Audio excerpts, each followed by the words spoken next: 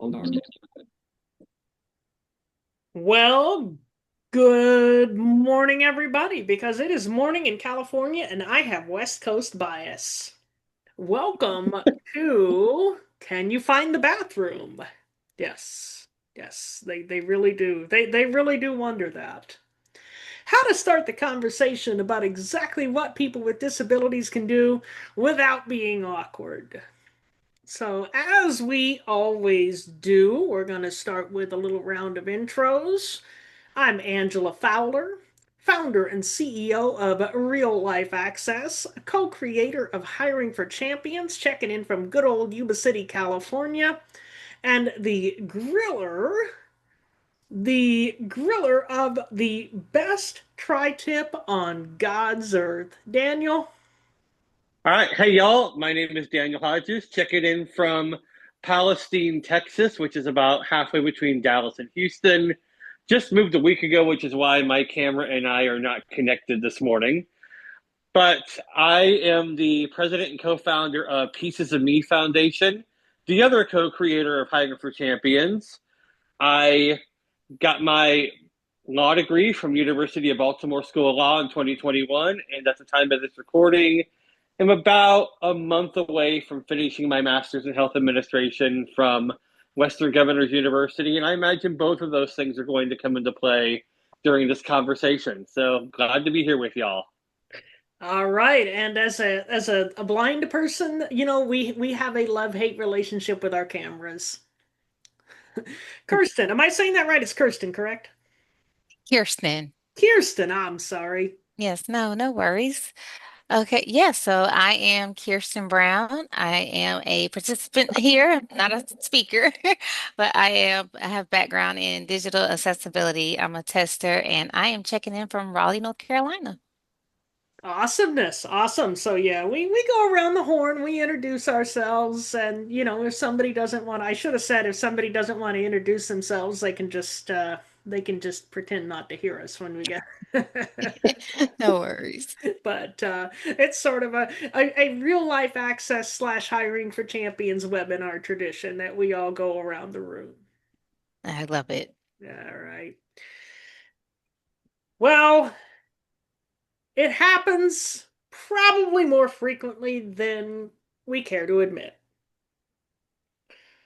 As job applicants with disabilities, we're sitting in the interview, waxing expansively about everything that we can do, all of our technical experience, our educational background, all the jobs we've worked, all the ways in which we have helped companies, and ways in which we will help the current company we're applying to soar to greater heights. And the interviewer is sitting there wondering how we're going to find the bathroom. There's an understanding gap all too often between applicants with disabilities and the interviewers who interview us. And generally speaking, it's not malicious. Nobody's trying to cut us out of anything. But they don't know how we do basic things. So we wanted to put this webinar together and we wanted to reach out to our HR friends and say, hey, this is how you can get the information that you need to hire us with confidence if we're qualified for the job without being awkward. Because it's not that they don't want to hire us. I think they want to hire us. But if they don't know how we do basic things, they can't hire us with confidence. So there's simple information that needs to be shared, and there's a way to gracefully extract that information. But the first thing that the HR folks are going to wonder is what does the law say? Because HR, there's a lot of legal compliance issues that HR folks have to grapple with, right? So I'm going to turn it over at this point to Daniel Hodges, who, as he says, has a law degree, has studied this stuff extensively, And he's going to basically tell us what are the parameters that the law puts in place for us. Awesome. And I was just going to say, because the legal landscape is what it is, obviously, this is for informational purposes only. Please consult with a competent, qualified, knowledgeable lawyer to find out about your specific circumstances. And with that in mind, we're going to talk about both some good resources to learn more and also some best practices. So, let me tell you, this morning, I was on the Department of Labor website looking through their guidance. Another resource I check um, when I want to refresh myself is there's a great resource out of the University of Wisconsin that talks about best practices. If you search interviewing candidates with disabilities, you should be able to pull both of those up. And if not, please reach out, and Angela and I will be happy to hook you up with that. But the long and the short of it is this: everybody knows you can't ask about the disability. Great. So does that mean that you can't ask how someone will perform a job? No. What it means is that you have to protect the firewall between making sure you have the information you need to assess their ability to perform given tasks, but also preserving their right to confidentiality. So, how do you do that? Really, the first thing is figuring out, what do I need to know? What are the actual tasks that need to be performed for this job? The next thing you want to know is, how can these tasks be performed? And I'm going to say one of the things we run into a lot is people assuming the tasks have to be done a certain way, or that, the evil twin being, well, I can't imagine doing this being blind or deaf or in a wheelchair or with chronic pain. Therefore, I don't think it's possible to do with a disability.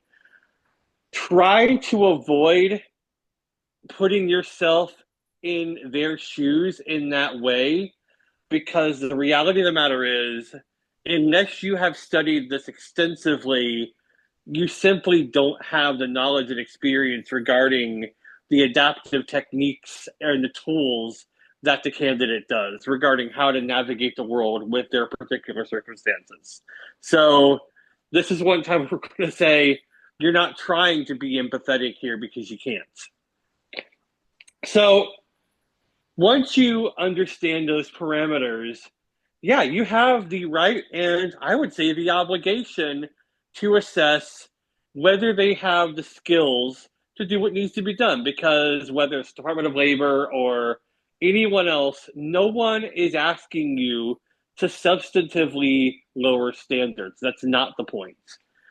Maybe reimagine how something is done, but always preserve performance, because when you hire based on charity, that's not actually helping anybody. Hire based on performance, but understand that performance, how one gets to the goal, may look different than you anticipate. So, with that in mind,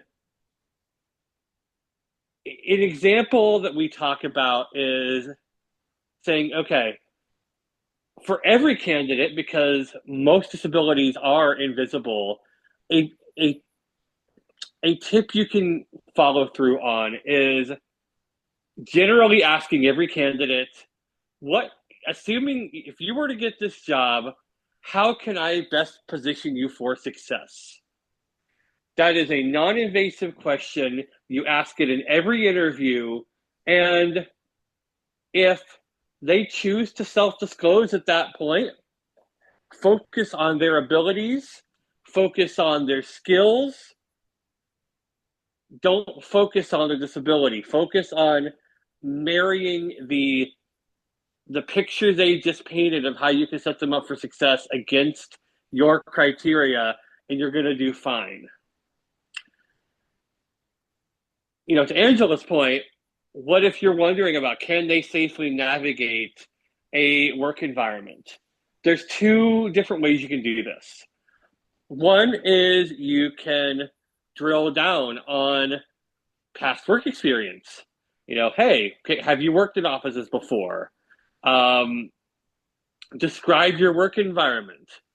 And you'll learn from cues in that, whether they were successful or not. You can read their body language or their verbal tone if you're blind like us. You could sense how comfortable they were, and that's going to tell you. If they say, hey, I worked in this busy work environment, and they're doing it with a smile on their face and high energy, then I think that you've addressed that question in a substantive, real way without making it awkward. The other thing you can do is you can step back and say something like, hey, I want to get to know you as a person. Tell me about your favorite travel story. And you get two benefits from this. First of all, if they tell you about going backpacking through Nepal, then I think you solved your question there about whether they can navigate your office. Second, you're going to get a feel for their adaptability, their personality, their sense of adventure. You're going to get a lot of different social, emotional cues from that kind of conversation. And, I'm going to tack on a bonus point to this and say when you ask questions like that are thoughtful, that are a little outside the box, that get to know them as a person rather than effectively an avatar, you have also created a competitive advantage against the other options they're looking at. Because let's face it, if you have a good candidate in front of you, odds are you're not just interviewing them, they're assessing whether or not they want to work for you against a variety of other offers they may have before them. So there's real incentive here to make it personable, keep it authentic, and provide a picture for them where they can see themselves interacting with you and your team on a human level. Yep. And it also helps assess cultural fit, right? Absolutely. You can assess personality, assess, adventurousness. Is this somebody that's a risk taker? Um, if you've got one risk taker in an office full of people who are very risk averse, that can either be really good or really bad. Um, you know, so, you at the very least you keep that in mind. You know, it's information. And when we hire people, ironically, it was Steve Jobs who said this. I think this is hilarious. Um, Steve Jobs being the ultra level-headed person that he always was. Yeah, You can teach skills. You can't teach attitude. that's so true. You know, if you go into an interview with a list of yes or no questions or, close-ended questions as we would call them, Hmm. you have really siphoned off your ability to figure, to see to see this candidate in their best lights. And yeah, you're right. It does make an impact on whether or not you can assess their cultural fit. It also, close-ended questions have a way of putting people on the defensive. And there's solid research on the fact that interviews make people anxious anyway. Hmm. So the more conversational you can make the interview, the more you're going to get to see them in their best light and with their full abilities on display. And I'll also say, again, not legal advice, but a general observation, the less the less structured, formal, rigid is maybe the word I'm looking for the interview is, the more latitude you have, or the more grace you have access to, in the event that a question comes out incorrectly. Absolutely. So if you put forth a vibe, for lack of a better word, that basically says, "Hey, candidate with a disability, I would love to hire you. Help me figure out how." It's going to buy you some brownie points. And Angela and I are both speaking from experience on this one. You can you can you can see positive intent there, and you're, even as a candidate, more disposed to work with them as opposed to going out and figuring out how to hold their feet to the fire. This But is, if you sorry, Dan, go ahead. but by contrast, if you're looking at if you're looking at figuring out whether they're the right fit and the default position is no, and you've got that tension in the room, that's Hmm. just one more unnecessary complication you're going to have to overcome. We can sense the vibe. Just because we can't see your face, you're not hiding it. If you're awkward when a blind person walks in, if you're anxious, you do that thing where you tiptoe around certain words. Um, you say the word look and then you apologize all over the place. You know, that screams you're blind, I'm not comfortable with that. But if you're just totally cool with it, normalize it, and maybe you say something that makes you look like a bit of a goober for a minute. You know what? A little bit of a goober we can forgive because we're all a little bit of a goober from time to time, right? God knows I am.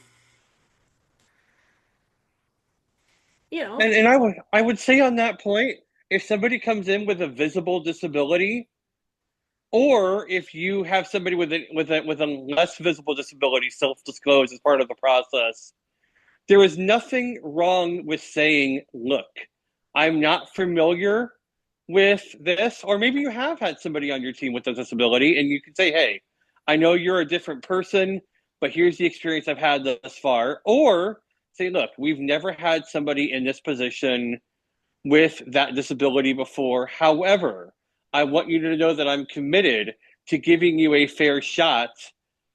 That, again, that goes a long, long way to having a real, deep, fulfilling conversation. yep. And it can even, there's always that point. Like myself, for example, I use a long, straight cane. A lot of blind people use folding canes. I use a straight cane because I think it gives me the information I need better. But it's personal preference. So you're going to see, you ask 10 blind people, you get 20 different opinions. But there's always that moment where you get in, you sit down, and you're like, okay, where the heck do I put my cane so it's not, in everybody's way being annoying. And in those natural moments, as a candidate, I like to break the ice in those moments just because I know people are wondering. I don't like elephants in the room. And I like to break the ice. But is it possible, Dan, for somebody to break the ice, for the interviewer to break the ice in that moment without crossing some legal boundary? Yeah, and again, it's all about intent, and it's all about preserving privacy. So you can, again, say, "Look, actually, I would say in every interview, reaffirm your commitment to giving all candidates a fair shake." So you could even have part of your intro be, "Look, this is something I say in every interview. And make sure that they know what happens in every interview. ABC Corporation is committed to giving all candidates with disabilities, or all candidates in general, a fair opportunity to succeed, you know, so we want you to know that, we're not going to discriminate based on et cetera, et cetera, et cetera. And again, that gives the opportunity for someone to open up that door themselves. Maybe it's just me, but the line that line gives me canned line vibes. The real life access is an equal opportunity employer. I you're right. I would go away. I should clarify. Make it personal. Don't like read it off of a script, but your best defense against an accusation that you're being discriminatory is to be able to say, we have the same questions, we have the same, you know, disclosure of our commitment to accessibility, whether or not it's verbatim, but we always cover the same things in an interview to make sure that everybody knows where we stand and to make sure everyone has a fair shot. Hmm. That's, to me, that's best practice. Hmm. Yeah, And but it needs to be real. it needs to be real. I mean, again, you're going to know if the person in front of you is saying that through clenched teeth, or if they're saying it to check a box, or if they actually mean it. Like the at the end of every advertisement that they get when they speed up the speech to like 10 times what it is normally, and it goes and you're just like, oh, will it please ever stop? But you don't want to sound like that. You need to, well, you this is an interesting thing that we've stumbled into here, because in order to truly sound genuine, you need to be genuine. And in order to be genuine, you need to believe it. Which brings us back to, where can people find basic information? Just, I call it disability 101 information, all the things that they need to know, but they were afraid to ask. Well, I'm going to put a plug in for Pieces of Me Foundation because that's what we do. So thank you, even though you didn't mean to do that. Um, Well, I realized I was doing it right in the middle of what I was saying. And but in all seriousness, reach out to me, because Pieces does it, other organizations do it. It's great, because it is beneficial for employers to have a basic knowledge. It's a real competitive advantage. I'll also say, though, beyond that, if you have an interviewer who isn't coming across as genuine, that's not a small problem. That's you a really want to real work for them. problem. Well, as a candidate, you don't want to work for them. And I'm going to say even more, as an employer, if you're getting feedback that your interviewers are putting out that kind of a vibe, that kind of a vibe, you want to take care of that quickly, because I don't know that there's anything that puts you against more liability than having a skeptical employer or a skeptical interviewer. Um, and also, beyond the basic liability facts, I don't know that you could do anything else that would be quite as detrimental when it comes to inadvertently screening out the wrong candidates. So Yep. you if you have any power over it whatsoever, you've got to have the right person conducting those interviews. They've got to be curious.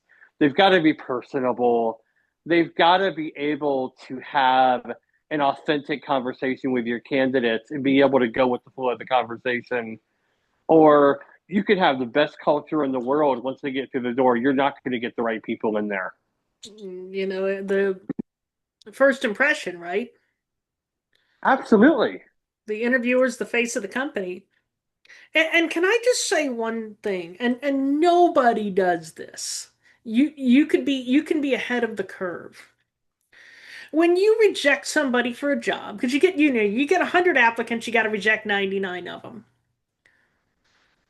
Where possible, give them some genuine feedback. You don't have the coding experience we were looking for. You know, your resume stinks. You know, we drew a name out of a hat and yours wasn't one of them. Something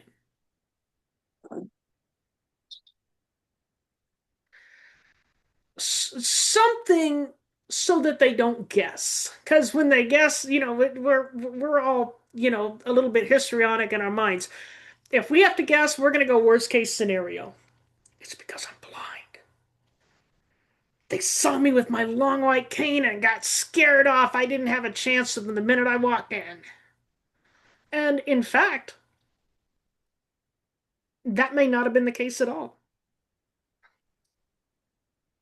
That's true. And for better or worse, you can be a model employer and your your interview, unless your interviewee is brand new to the workforce or brand new to disability, the reality of the matter is we're coming in there, assuming we're employees for a minute, we're coming in there already having dealt with those rare moments where we actually have been deprived of an opportunity based on discrimination.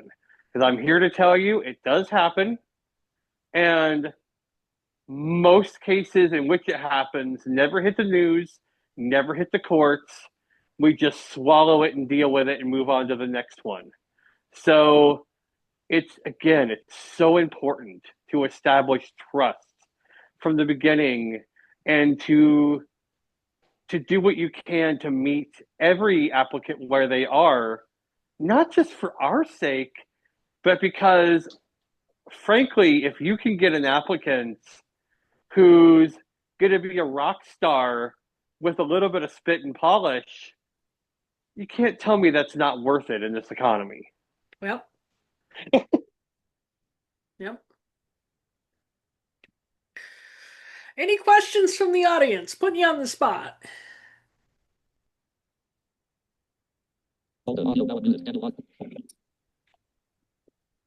Can you hear me?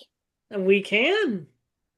No questions in particular, but this has been great information and very informative and very much so relatable. I actually have always kind of, I guess, battled with whether or not to disclose my disability when it comes to interviews and Yeah. job searching and how that could possibly affect, getting the job or not getting the job. So Sorry. since you brought that up, I mean, Yeah. we talked a lot about trust. Is that does that resonate with you as far as how you decide to either disclose or not disclose? Mm. Um, well, with trust, you would have to build some sort of rapport. And if you're going in first time meeting someone and an interview, that can be a little difficult to gauge. So normally right off the bat, I'm just like, hey, I might as well lay it out on the table. That's usually my approach. And Yep. whichever way it goes is whichever way it tends to go. Yep. Because like you were saying earlier, I'm here to showcase my skills and abilities. Granted, yes, my blindness is a part of me, but it does not define, Yep. all of who I am. And here's my take on it. Because, we've got people with disabilities that are going to listen to this. And they're probably wondering the same thing. So here's my opinion about this. And again, you ask 10 people, you get 20 different opinions. You want them to hire you for you. So when it becomes relevant, when it's comfortable, personally, I throw that door wide open.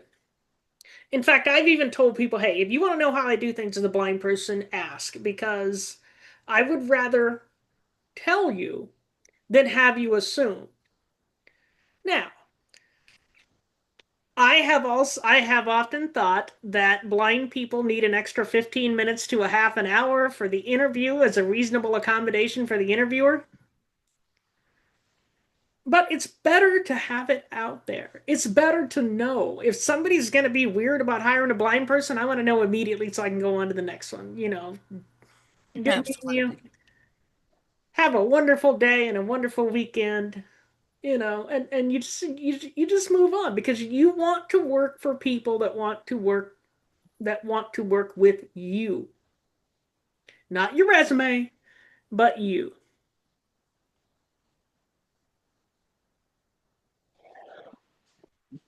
So I think to put a cherry on top of this, and we'll have a call to action to this point here in a few minutes.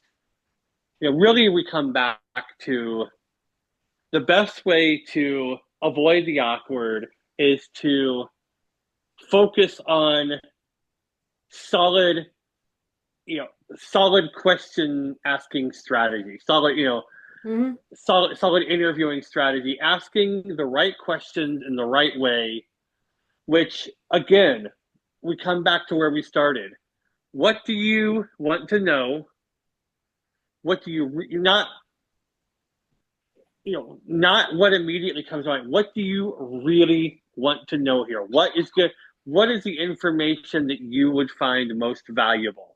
And a lot of times that's not immediately obvious. And I think if you do an audit of your team or even ourselves, we find that what we think we asked is not what we actually asked. And that's a coachable thing. We can work on that, and that is something that there's a lot of resources out there. That is something that Hiring for Champions offers guidance on. I'll even put a plug in here that we are in the process of unveiling different question packs that you can Hmm. purchase to give you an idea, not just based on how do you comply with the law, but how do you get the information you need? How do you open up the conversation in a way that lets you truly evaluate the person before you? So if you're interested in that offer, reach out to us. We'll hook you up. If you want to do some one-on-one coaching on that, Angela and I both have experience in that field. We can help you out. But really, I think the bottom line here is asking about disability and accessibility is just the end point of an earlier process that starts with asking the right questions in general and positioning yourself to get the best information possible. Yep. And it truly is in everybody's best interest that the best information possible be out there. Well, guys, unless anybody has anything else, I think that's a wrap. Go ahead and reach out to Dan, reach out to me. Um, for the time being, and this is going to change, but at the time of recording, the best way, if you found this randomly on YouTube and have no idea how to get a hold of us, go to www.reallifeaccess.com. And then we can route you to where you need to go from there. Whether, meet with Dan, meet with me, meet with both of us. We'll take it from there. Yeah. Also, if you're not already connected with us, connect with each of us on LinkedIn. Yep. Um, Daniel Hodges, JD, soon to be Daniel. Yeah. And then Angela Fowler, MS on LinkedIn. Yep. I forgot I put the MS there. At Dan's insistence. All right, guys. Well, that'll wrap it up. I'm gonna stop the recording. It's already started. And I wish you all a great day and a wonderful weekend.